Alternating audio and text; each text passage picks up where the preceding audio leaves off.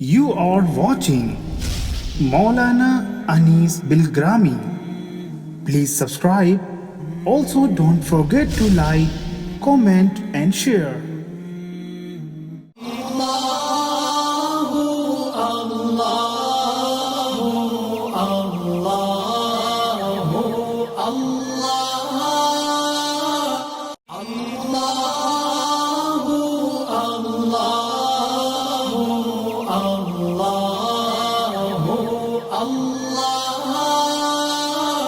السلام علیکم ورحمۃ اللہ وبرکاتہ۔ بسم اللہ الرحمن الرحیم۔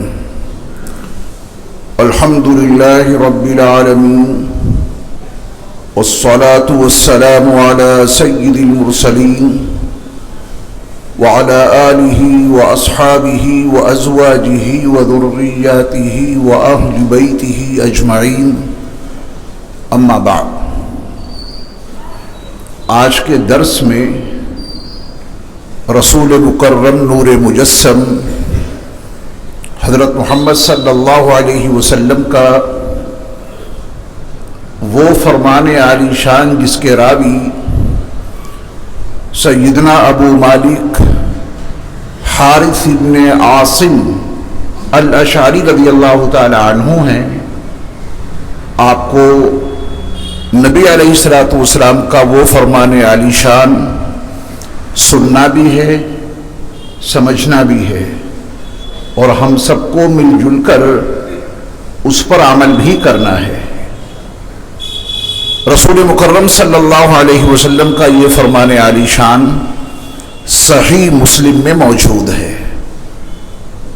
اس میں اللہ کے نبی علیہ الصلوۃ والسلام نے بڑی اہم اور بہت ہی مخصوص 8 باتیں ارشاد فرمائی ہیں۔ سیدنا ابو مالک حارث بن عاصم اشعری رضی اللہ تعالیٰ عنہ فرماتے ہیں کہ اللہ کے رسول صلی اللہ علیہ وسلم نے ارشاد فرمایا، الطہور شطر الایمان۔ یہ پہلی بات ہے، پاکیزگی آدھا ایمان ہے۔ اسلام میں طہارت اور پاکیزگی کی بہت زیادہ اہمیت ہے۔ اللہ تعالیٰ پاک صاف رہنے والوں سے بہت محبت فرماتے ہیں، اور نبی علیہ الصلوۃ والسلام نے پاکیزگی کو آدھا ایمان قرار دے دیا۔ کئی طرح کی نجاستیں ہوتی ہیں، ایک نجاست حقیقی ہوتی ہے، کوئی گندگی کوئی غلاظت جو ہمیں اور آپ کو دکھتی ہے وہ بدن پہ لگ جائے یا کپڑوں پر، اسلام کہتا ہے کہ اس کو صاف کرو، تمہارا جسم بھی پاک رہے، تمہارے کپڑے بھی پاک رہیں۔ وہ غلاظت وہ گندگی جو ہمیں اور آپ کو نظر آتی ہے جسم پر لگے تو اس کا دھونا ضروری ہے، کپڑوں پہ لگے تو اسے صاف کرنا ضروری ہے۔ ایک نجاست ہوتی ہے حکمی، وہ نجاست حکمی نظر نہیں آتی، لیکن اللہ کے نبی صلی اللہ علیہ وسلم نے اس نجاست حکمی سے بھی پاک ہونے کا طریقہ عطا فرما دیا۔ اور وہ نجاست حکمی 2 طرح کی ہوتی ہے۔ ایک نجاست حکمی وہ ہے کہ جس سے غسل فرض ہوتا ہے، اور ایک نجاست حکمی وہ ہے جس سے وضو فرض ہوتا ہے۔ دونوں طرح کی نجاستوں سے مومن کو پاک رہنا ضروری ہے۔ کتنے ایمان والے نوجوان ہیں کہ ان پہ غسل فرض ہوتا ہے اور وہ اسی جنابت کی حالت میں کئی دن گزار دیتے ہیں، پھر تو ان کے اوپر اللہ کی اس کے فرشتوں کی لعنتیں برستی رہتی ہیں۔ غسل فرض ہوگا، جنابت یقیناً لاحق ہوگی، لیکن اس جنابت کے لاحق ہونے کے بعد، غسل کے فرض ہو جانے کے بعد جتنی جلدی ممکن ہو سکے اس نجاست حکمی سے اپنے آپ کو پاک کریں۔ یہ حدث اکبر ہے جس سے غسل کرنا فرض ہو جاتا ہے، جس کی بنیاد پہ۔ ایک نجاست حکمی حدث اصغر جس سے وضو فرض ہوتا ہے۔ آپ پاک ہیں جسمانی لحاظ سے، حدث اکبر سے پاک ہیں، لیکن وضو نہیں ہے تو کیا نماز پڑھ سکتے ہیں؟ حدث اصغر ہو یا حدث اکبر، ان دونوں سے پاک ہونا ضروری ہے نماز ادا کرنے کے لیے۔ قرآن مجید کو اپنے ہاتھ میں لے کے تلاوت کرنے کے لیے، طواف کرنے کے لیے اور بہت سارے شرعی احکام ہیں۔ پھر اسلام یہ بھی تو چاہتا ہے کہ جسم اور کپڑوں کی طہارت کے ساتھ ساتھ یہ من اور یہ دل اور یہ نفس بھی تو پاک صاف رہے۔ کتنے لوگ ہیں جن کے جسم بڑے پاک ہیں، ان کے کپڑے بھی بڑے پاک ہیں، صاف ہیں، لیکن من بڑا گندا ہے، نفس بڑا گندا ہے، روح گندگی میں لت پت ہو چکی ہے۔ اللہ ہر طرح کی طہارت ہمیں اور آپ کو نصیب فرمائے۔ رسول اللہ صلی اللہ علیہ وسلم نے فرمایا الطہور شطر الایمان، پاکیزگی آدھا ایمان ہے۔ ہر طرح سے اپنے آپ کو پاک صاف رکھنے کی کوشش کریں، اللہ ہمیں اور آپ کو اس کی توفیق عطا فرمائے۔ اس کے بعد رسول اللہ صلی اللہ علیہ وسلم نے دوسری بڑی قیمتی بات یہ فرمائی والحمدللہ تملأ المیزان۔ آپ کی زبان سے اگر الحمدللہ نکلا تو یہ الحمدللہ میزان عمل کو بھر دے گا۔ کل قیامت کے دن ترازو قائم کی جائیں گی، وَنَضَعُ الْمَوَازِينَ الْقِسْطَ لِيَوْمِ الْقِيَامَةِ، قیامت کے دن ٹھیک ٹھیک تولنے والی ترازوؤں کو قائم کیا جائے گا، اس میں لوگوں کے اعمال کو تولا جائے گا۔ نیکیوں کا پلڑا بھاری ہے تو جنت، برائیوں کا پلڑا بھاری ہو گیا اللہ ہم سب کی حفاظت فرمائے تو جہنم۔ رسول اللہ صلی اللہ علیہ وسلم نے فرمایا کہ الحمدللہ کہنا یہ میزان کو بھر دے گا، تمام تعریفیں اللہ کے لیے ہیں۔ اس کی حقیقت کو جاننا ضروری ہے۔ آج سارے جھگڑے اپنی تعریفوں پر ہی تو برپا ہوتے ہیں۔ میں چاہتا ہوں کہ آپ میری تعریف کریں، آپ چاہتے ہیں کہ میں آپ کی تعریف کروں۔ ہم اور آپ تعریف کے لائق کہاں ہیں جب زبان سے کہہ دیا الحمدللہ، تمام کی تمام تعریفیں اللہ کے لیے ہیں، تو نہ میں تعریف کے لائق رہا نہ آپ تعریف کے مستحق ہوئے۔ ساری تعریفیں کس کے لیے ہیں؟ اللہ کے لیے ہیں۔ آپ کی زبان نے کہا الحمدللہ، دل اور دماغ پکار اٹھے کہ تمام کی تمام تعریفیں اللہ کے لیے ہیں۔ یہ زبان سے الحمدللہ کا کہہ دینا یہ میزان عمل کو بھر کے رکھ دے گا۔ اس کے بعد رسول اللہ صلی اللہ علیہ وسلم نے تیسری بات یہ ارشاد فرمائی وَسُبْحَانَ اللَّهِ وَالْحَمْدُ لِلَّهِ تَمْلَآنِ مَا بَيْنَ السَّمَاءِ وَالْأَرْضِ۔ اگر آپ نے صرف الحمدللہ کہا اس سے تو میزان عمل بھر جائے گی، اور اگر آپ کی زبان پہ جاری ہوا سبحان اللہ الحمدللہ، اگر آپ نے یہ دو کلمے کہے تو فرمان مصطفیٰ صلی اللہ علیہ وسلم ہے کہ ان دو کلموں سے زمین اور آسمان کے درمیان کا حصہ آپ کے لیے نیکیوں سے بھر جائے گا۔ اللہ مجھے بھی اور آپ کو عمل کی توفیق عطا فرمائے۔ اس کے بعد رسول اللہ صلی اللہ علیہ وسلم نے الصلاۃ نور فرمایا، نماز روشنی ہے۔ ہمیں اور آپ کو دنیا کا کوئی بھی عمل برپا کرنے کے لیے روشنی چاہیے۔ اندھیرے میں نہ ایک قدم آگے بڑھایا جا سکتا ہے، تاریکیوں میں منزل تک پہنچ بھی نہیں سکتے۔ کسی بھی کام کو برپا کرنے کے لیے روشنی چاہیے۔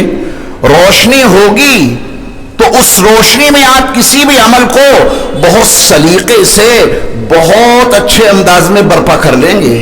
روشنی نہیں تو اندھیروں میں، تاریکیوں میں، ظلمات میں کون سا صحیح کام کر سکتے ہیں؟ کسی بھی منزل تک پہنچنے کے لیے، منزل کی جانب صحیح قدم بڑھانے کے لیے، کسی بھی عمل کو صحیح طور پہ برپا کرنے کے لیے اگر روشنی کی ضرورت ہے تو اپنی مذہبی زندگی کو روشن کرنے کے لیے نماز والا عمل برپا کرنا پڑے گا۔ یہ نماز ایک روشنی ہے جو قبر کو روشن کر دے گی۔ نماز روشنی ہے، میدان محشر کے تمام راستوں کو اجاگر کر دے گی۔ نماز روشنی ہے، اس کے ذریعہ سے تمہیں زندگی کے ہر شعبے میں صحیح رہنمائی ملتی رہے گی۔ اللہ تعالی ہم سب کو وقت پر نمازیں ادا کرنے کی توفیق عطا فرمائے۔ اس کے بعد رسول اللہ صلی اللہ علیہ وسلم نے فرمایا کہ وہ صدقۃ برہان، صدقہ ایک بڑی دلیل ہے. صدقہ جو ہم اور آپ کرتے ہیں، ایک ہے زکوٰۃ، وہ بھی صدقہ ہے لیکن وہ فرض. ایک ہے صدقہ نافلہ، زکوٰۃ نہیں، آپ یوں ہی کسی کا کوئی تعاون کر دیں، یتیموں کی، مسکینوں کی، بیواؤں کی، بے سہارا لوگوں کی، ضرورت مندوں کی، محتاجوں کی مدد آپ کر دیں. زکوٰۃ کے ذریعہ سے، یہ صدقہ نافلہ کے ذریعہ سے، یہ آپ کے لیے بہت بڑی دلیل بن جائے گا. یہ صدقہ دینا، صدقہ بلاؤں کو ٹالتا ہے، صدقہ مصیبتوں کو دور کرتا ہے. صدقے کے ذریعہ اپنے بیماروں اور مریضوں کا علاج کیا کرو. جب کوئی بیمار ہوتا ہے تو صرف نرسنگ ہوم یاد آتا ہے، جب کوئی بیمار ہوتا ہے تو صرف ہاسپٹل یاد آتا ہے، ڈاکٹرز یاد آتے ہیں، دوائیں یاد آتی ہیں. اسباب کے درجے میں وہ ضرور کیجئے، لیکن صدقے کے ذریعہ اپنے بیماروں کا علاج کرنا بھی تو سیکھو. ہاسپٹل بعد میں جانا، بیمار کے تعلق سے کچھ صدقہ پہلے کر دو، اللہ ہاسپٹل میں اس بیمار کو شفا دے گا صدقے کی برکت سے. مریض کو نرسنگ ہوم ضرور لے جائیے، اسباب کے درجے میں ضرور لے جائیے، لیکن وہاں لے جانے سے پہلے کسی غریب اور یتیم اور بے سہارا اور محتاج کی مدد کر دیجئے، اسے صدقہ دے دیجئے. اللہ اس صدقے کے ذریعہ اس بیمار کو شفا عطا فرمائیں گے. تو یہ صدقہ بہت بڑی دلیل ہے. جس آدمی کے پاس کوئی دلیل ہوتی ہے تو اس کی وجہ سے بڑا مطمئن رہتا ہے. اس کے بعد رسول اللہ صلی اللہ علیہ وسلم نے فرمایا کہ وَالصَّبْرُ ضِيَاءٌ، صبر روشنی ہے، نماز نور ہے، صبر ضیاء ہے. جب انسان پر کوئی مصیبت آتی ہے، جب انسان حالات میں گر جاتا ہے تو پھر اسے کچھ نظر نہیں آتا. مصیبتوں کے پہاڑ ٹوٹ رہے ہیں، ان سے بچ نکلنے کا کوئی راستہ اسے دکھائی نہیں دے رہا ہے. ہر چہار جانب مصیبتیں ہی مصیبتیں ہیں. ان مصیبتوں سے بچنے کے لیے، ان مصیبتوں کی تاریکیوں سے نکلنے کے لیے اس کے پاس کوئی روشنی نہیں ہے. کروڑوں درود و سلام ہو نبی مکرم صلی اللہ علیہ وسلم پر کہ آپ نے فرمایا کہ حالات آئیں، مصیبتیں آئیں تو صبر کر لیا کرو، اس سے تمہیں ضیاء مل جائے گی. اب نور میں اور ضیاء میں جو فرق ہے اس کو واضح کرنے کا موقع نہیں، کسی اور درس میں انشاءاللہ نور اور ضیاء کے درمیان جو فرق ہے یہ بھی آپ کو سمجھا دیا جائے گا. اسلام میں صابرانہ زندگی کی بڑی اہمیت ہے، صبر کی بڑی اہمیت ہے. وَبَشِّرِ الصَّابِرِينَ، میرے محبوب نبی آپ صبر کرنے والوں کو خوشخبری سنا دیجئے. کون ہیں صبر کرنے والے؟ الذین اذا اصابتهم مصیبہ قالوا انا للہ وانا الیہ راجعون. اللہ کا فرمان ہے کہ صبر کرنے والے وہ ہیں جب انہیں کوئی مصیبت لاحق ہوتی ہے تو ان کی زبانوں پہ یہ جملہ آ جاتا ہے انا للہ وانا الیہ راجعون. اس کے بعد رسول مکرم صلی اللہ علیہ وسلم نے فرمایا والقرآن حجۃ لک او علیک، اور یہ قرآن جو اللہ نے تمہیں عطا کیا ہے نبی صلی اللہ علیہ وسلم کی وساطت سے، یہ قرآن یا تو تمہارے لیے حجت ہے یا تمہارے خلاف حجت ہے.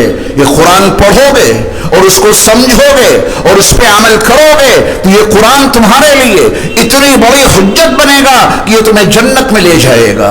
اس قرآن کے ذریعہ تمہیں اللہ کی رضا نصیب ہو جائے گی. اسی قرآن کے ذریعہ تمہیں رسول اللہ صلی اللہ علیہ وسلم کی رضا نصیب ہو جائے گی. یہ قرآن پڑھو، اس کو سمجھو اور اس کے مطابق عمل کرو تو یہ قرآن تمہارے لیے حجت ہے. اور اگر اس کو پڑھا نہیں، اس کو سمجھا نہیں، اس کے مطابق عمل نہیں کیا تو پھر یہ قرآن تمہارے خلاف گواہی دے گا، یہ قرآن تمہارے خلاف حجت بنے گا، پھر یہ قرآن جہنم میں لے جائے گا. یہ قرآن اللہ کی ناراضگی کا سبب بن جائے گا کیونکہ اس کو ہاتھ نہیں لگایا. جو شفاء لما فی الصدور، جس قرآن میں تمہارے دلوں اور تمہارے سینوں کی بیماریوں کا علاج موجود تھا، اس سے دوا کیوں نہیں لی؟ اس سے اپنے سینے کی بیماریوں کو دور کیوں نہیں کیا؟ اپنے دل اور دماغ کو اس سے روشن کیوں نہیں کیا؟ میرے مصطفیٰ علیہ الصلوۃ والسلام نے قرآن مجید کے حوالے سے یہ دو باتیں بتا دیں. یہ قرآن تمہارے حق میں حجت بنے گا، یہ قرآن تمہارے خلاف بھی حجت بنے گا. قرآن مجید میں رسول صلی اللہ علیہ وسلم کی زبانی میدان محشر میں جو کچھ ہوگا اس کا نقشہ قرآن میں موجود ہے. وقال الرسول یا رب ان قوم اتخذوا هذا القرآن مہجورا. اللہ کی بارگاہ میں میدان محشر میں رسول اللہ صلی اللہ علیہ وسلم فرمائیں گے کہ اے میرے رب یہ ہے میری وہ قوم جس نے قرآن کو چھوڑ رکھا تھا. اب جس کے خلاف میدان محشر میں اللہ کی بارگاہ میں رسول مکرم صلی اللہ علیہ وسلم اس کے خلاف گواہی دے دیں, اسے کون بچائے گا, اس کی کون شفاعت کرے گا. اللہ ہم سب کو قرآن مجید زیادہ سے زیادہ پڑھنے اور اس کے سمجھنے کی توفیق عطا فرمائے. اس کے بعد رسول اللہ صلی اللہ علیہ وسلم نے فرمایا کہ کل الناس یغدو فبائع نفسہ, ہر شخص صبح اس حالت میں کرتا ہے کہ وہ اپنے آپ کا سودا کر چکا ہوتا ہے. تو صبح ہوتے ہی ہر انسان اپنا سودا کر لیتا ہے, یعنی اپنے آپ کو بیچ دیتا ہے صبح ہوتی ہی. رسول اللہ صلی اللہ علیہ وسلم نے فرمایا کہ پھر وہ اپنے آپ کو بیچنے والے دو طرح کے ہوتے ہیں, یا تو نیک اعمال کے ذریعہ اپنے آپ کو آزاد کرا لیں گے یا برے کاموں کے ذریعہ اپنے آپ کو تباہ کر لیں گے. یہ صبح ہوتے ہی ہمارا سودا ہو جاتا ہے. نیکیاں کرو گے تو آزادی مل جائے گی, اور اگر برائیوں میں پھنسے رہے تو اپنے آپ کو تباہ کر لیں گے. صبح ہوتی ہے کتنے لوگ اللہ کے گھر میں نماز کی ادائیگی کے لیے چل دیتے ہیں, نماز سے فارغ ہو کر قرآن مجید کی تلاوت کرتے ہیں, اللہ کا ذکر کرتے ہیں. ان کا ارادہ یہ ہوتا ہے کہ شام تک اپنے آپ کو اللہ کی عبادت اور رسول علیہ السلام کی اطاعت میں مصروف عمل رکھیں گے. گناہ بھی ہوگا, انسان ہیں, گناہ ہو گیا تو توبہ کر لی. یہ ہے وہ لوگ جنہوں نے اپنے آپ کو آزاد کرا لیا. صبح ہوتے ہی منصوبہ سازی, آج کسے ٹھگا جائے, آج کس کی غیبت کی جائے, آج کس کے خلاف کوئی محاذ قائم کیا جائے, آج کس کے خلاف کیسے کوئی گواہی دی جائے جس سے دنیا کی چند سکے حاصل کر لیے جائیں, آج کس کے خلاف کون سی کوئی رپورٹ درج کرائی جائے اس کے لیے کچھ پیسے مل جائیں, کس کے خلاف کوئی شکایت کی جائے کہ وہ برباد ہو جائے. یہ ساری چیزیں کرنے والے رسول اللہ صلی اللہ علیہ وسلم نے فرمایا کہ پھر یہ اپنے آپ کو ہلاک کر لیں گے, ان کو دنیا کی کوئی طاقت بچا نہیں سکتی. یہ 8 باتیں رسول اللہ صلی اللہ علیہ وسلم کے اس فرمان عالی شان میں جو مذکور ہیں, جس کے راوی ابو مالک حارث ابن عاصم الاشعری رضی اللہ تعالی عنہ ہیں, اور یہ حدیث صحیح مسلم میں موجود ہے جو میں نے آپ کو سنائی. اللہ مجھے اور آپ کو عمل کی توفیق بخشے.